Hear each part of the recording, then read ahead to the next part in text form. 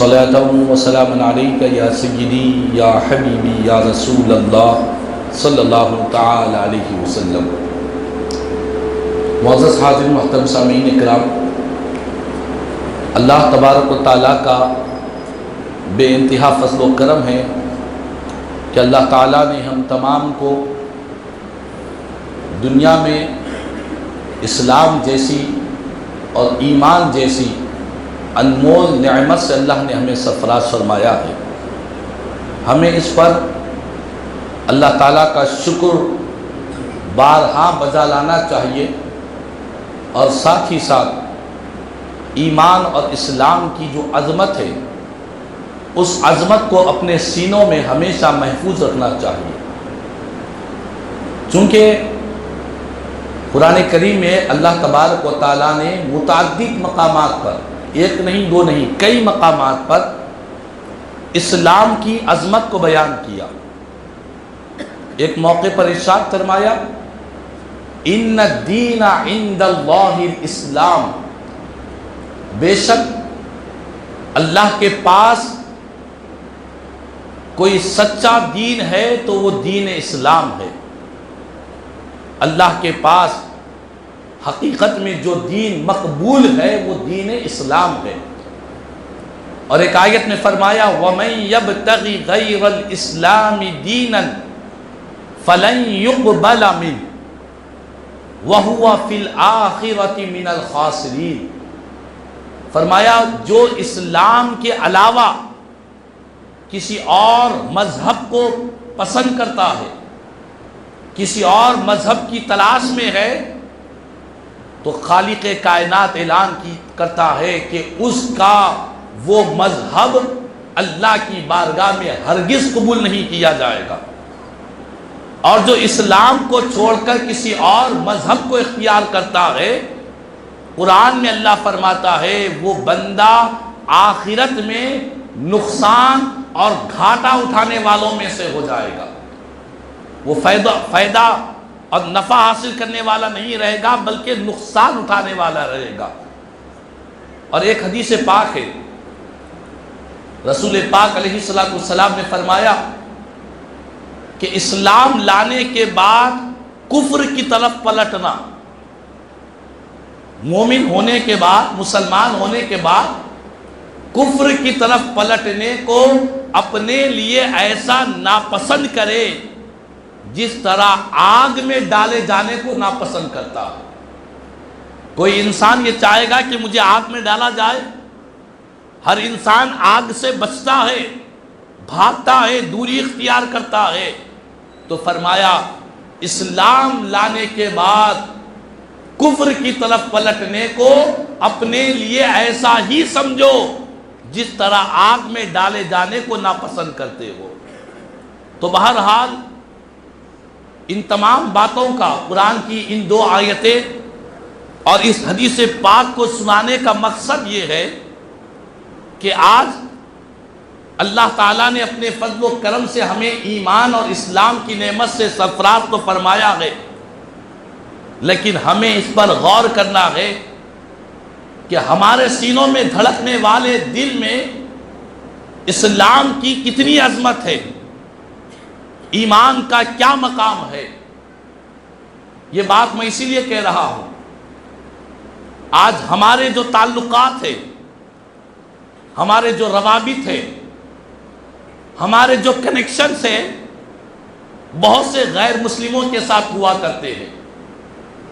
کوئی انسان جاب کر رہا ہے، کوئی تعلیم حاصل کرنے کے لیے کوئی یونیورسٹیز کو جا رہا ہے۔ ہمارے دوستانوں میں بہت سے غیر مسلم ہیں، کافر بھی رہتے ہیں، مشرک بھی رہتے ہیں۔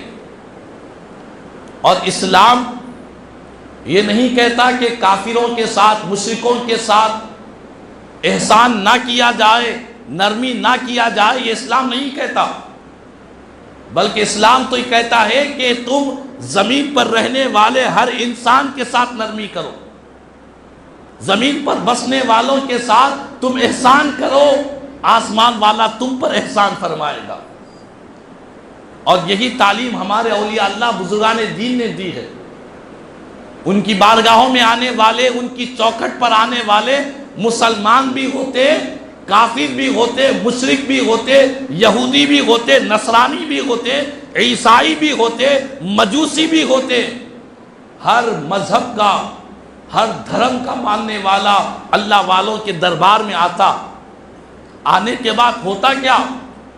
دنیا دیکھتی کہ اللہ والوں کے اخلاق کو، ان کے کردار کو، ان کے حسن سیرت کو دیکھ کر کئی کافر کلمہ طیبہ پڑھ کر دائرہ اسلام میں داخل ہو جاتے، کئی مشرک کلمہ طیبہ پڑھ کر اسلام کی دولت سے مالا مال ہوتے۔ تلوار کی زور پر نہیں، ہتھیار کی زور پر نہیں، بلکہ اخلاق محمدی کی برکت سے اسلام میں داخل ہو جاتے۔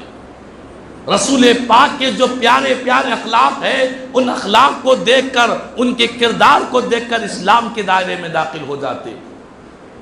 لیکن آج ہمارے پاس الٹا ہو رہا ہے۔ ہمارے پاس معاشرے کے اندر اب حالات اپوزٹ ہو چکے ہیں۔ ہمارے جب تعلقات غیروں کے ساتھ ہو رہے ہیں تو ہم ان کے اخلاق کو دیکھ کر، ان کی نرمی کو دیکھ کر، کئی ہماری نئی نسلیں اسلام کو چھوڑ کر ان کے مذہب کو اختیار کر رہے ہیں۔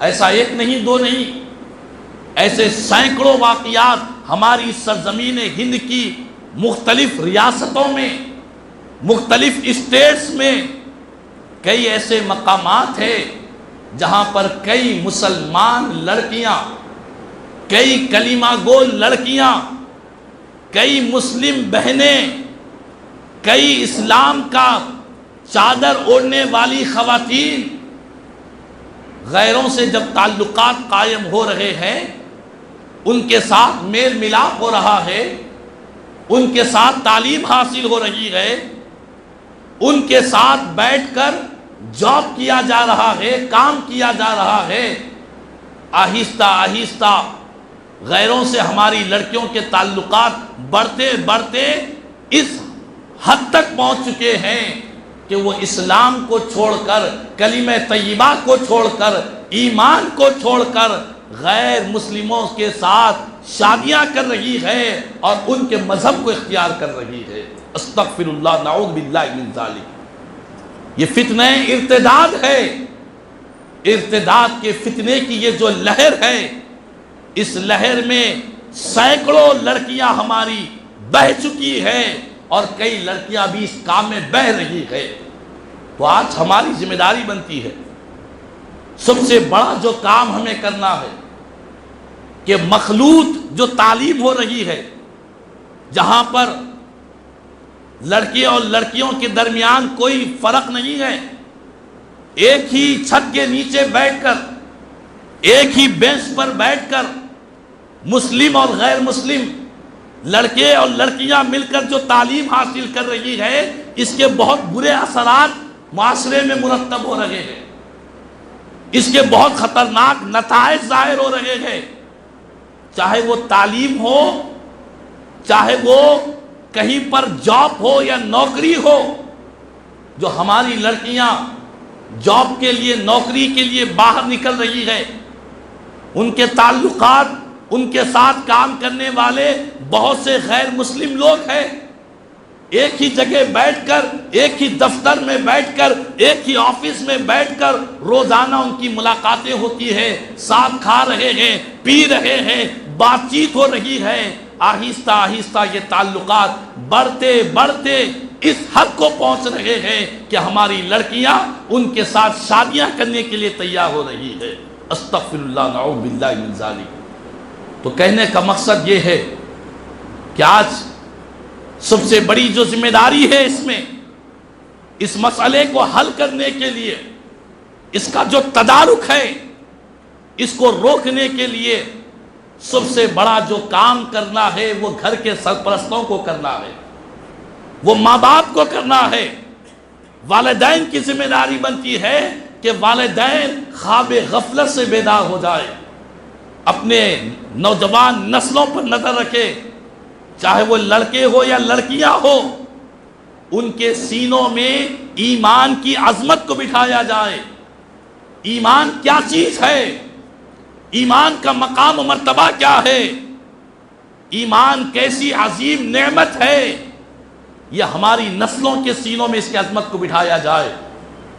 ایمان وہ نعمت ہے، دنیا کی ساری دولت ہمارے قدموں میں آ جائے، دنیا کا سارا اقتدار، ساری حکومت ہمارے قدموں میں آ جائے، دنیا کا سارا سونا چاندی روپیہ پیسہ ہمارے قدموں میں آ جائے، اور ایک طرف ایمان کی دولت ہے، قسم بخدا دنیا کی ساری نعمتیں مل کر بھی ایمان کی نعمت کا مقابلہ نہیں کر سکتی ہے۔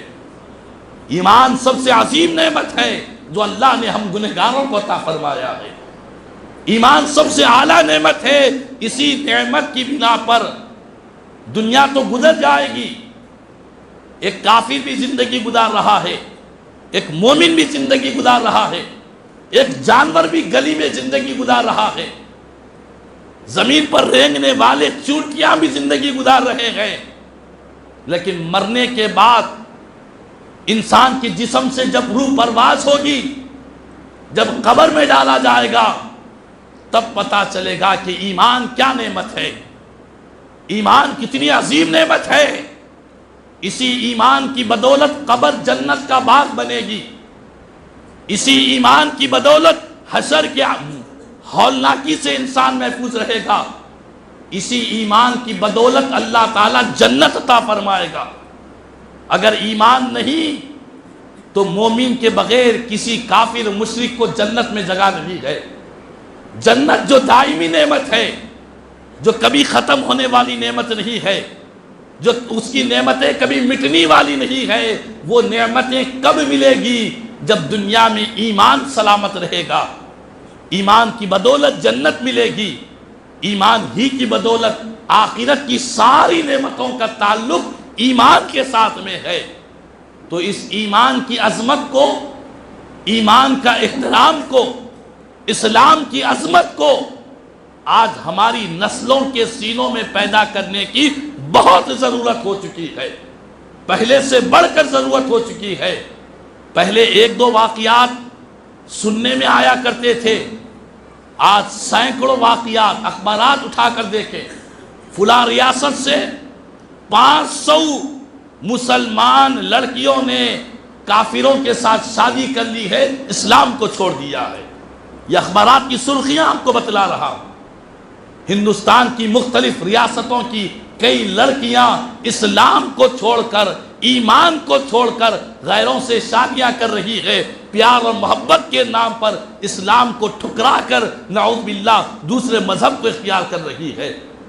تو آج ہم اپنے بچوں کو ڈاکٹر بنانا چاہتے ہیں، ضرور بنائیں، اپنی لڑکیوں کو انجینئر بنانا چاہتے ہیں، ضرور بنائیں، دنیا کی جو تعلیم دینا چاہتے ہیں ضرور دیں، اسلام منع نہیں کرتا، لیکن اسلام کہتا ہے کہ کچھ بھی بنانے سے پہلے اپنی اولاد کو، اپنی نسلوں کو مسلمان بناؤ، پہلے انہیں مومن بناؤ، ان کے سینوں میں ایمان کو مضبوط کرو، ایمان کی روشنی کو مضبوط کرو، گنبد خضرا کے مکین آمنہ کے لال سے محبت اور غلامی کا پٹا ان کے گلے میں ڈال دو۔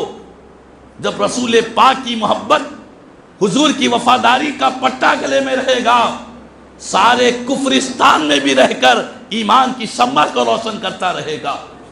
میرے خواجہ خواجگاہ کی زندگی کو دیکھو، ہند الولی کی زندگی کو دیکھو، عطائے رسول خواجہ خواجگاہ جب ہند کی سرزمین پر تشریف لائے، ہر طرف کفر و شرک کا ماحول ہے، ہر طرف کفر و شرک میں لوگ ڈوبے ہوئے ہیں، ایسے ماحول میں ایمان اور اسلام کا جو نور پھیلایا ہے وہ نور قیامت تک پھیلتا رہے گا۔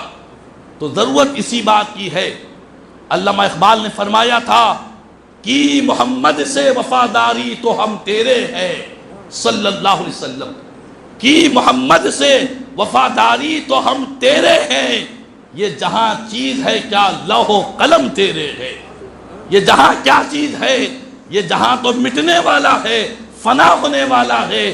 اس چند روزہ زندگی کے لیے، چند روزہ موج مستی کے لیے، چند لمحوں کی عیش و عشرت کے لیے چند پیسوں کی دولت کی خاطر خدا را ایمان کا سودا نہ کرے۔ ایمان بہت عظیم نعمت ہے، اس نعمت کا احترام کرے، نہ صرف خود بلکہ اپنی نسلوں کے سینوں میں ایمان کی حفاظت کرے۔ آج ہماری لڑکیاں معمولی باتوں پر غیروں کی پلاننگ میں ان کی منصوبہ بندیاں ہیں کہ مسلمان لڑکیوں کو اسلام سے کیسے پھیرا جائے، ان کے پاس ایک پلاننگ ہے، منصوبہ بندی ہے، اس کے لیے وہ مال خرچ کر رہے ہیں، دولت خرچ کر رہے ہیں، ان کے پاس بڑی بڑی پلاننگ ان کے پاس موجود ہے۔ ایسے وقت میں ہم غفلت کا شکار ہے۔ ماں باپ کے دل میں خیال ہے کہ بچی نوکری کو گئی ہے، جاب کر رہی ہے، آئے گی واپس، کب تک آئے گی؟ جس کے ساتھ کھا رہی ہے، پی رہی ہے، جس کے ساتھ اس کی ملاقاتیں ہو رہی ہے، ایک نہ ایک دن اس کے پیر پسل ہی جائیں گے، قدم ڈگمگا ہی جائیں گے۔ تو یہ گھر والوں کی غفلت کا نتیجہ ہے کہ ہماری لڑکیاں باہر کی طرف جھانک رہی ہے۔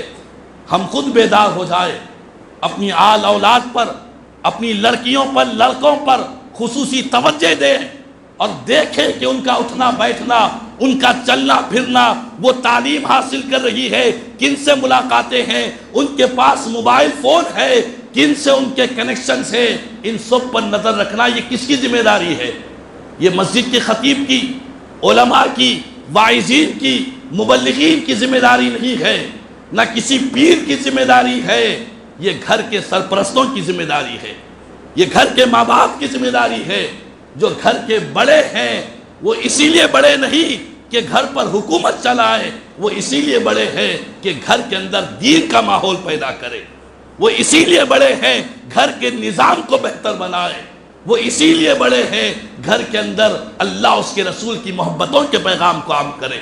بہرحال باتیں بہت ہیں، وقت کی قلت ہے، مختصراً یہی ہے کہ آج غیروں کی پلاننگ سے، منصوبہ بندی سے اپنی لڑکیوں کو بچائے، اسلام کی عظمت، اسلام کا مقام اپنی نسلوں کے سینوں میں پیدا کرے۔ اللہ تعالیٰ سے دعا ہے کہ اللہ پاک ہم سب کو اس فتنہ ارتداد سے اللہ پاک مسلم معاشرے کی حفاظت فرمائے، ہماری نوجوان نسلوں کی اور بالخصوص ہماری لڑکیوں کی اللہ پاک حفاظت فرمائے، اور غیروں کے طور طریقے سے بچنے سے اور ان سے قربت سے اللہ پاک ہماری لڑکیوں کی حفاظت فرمائے۔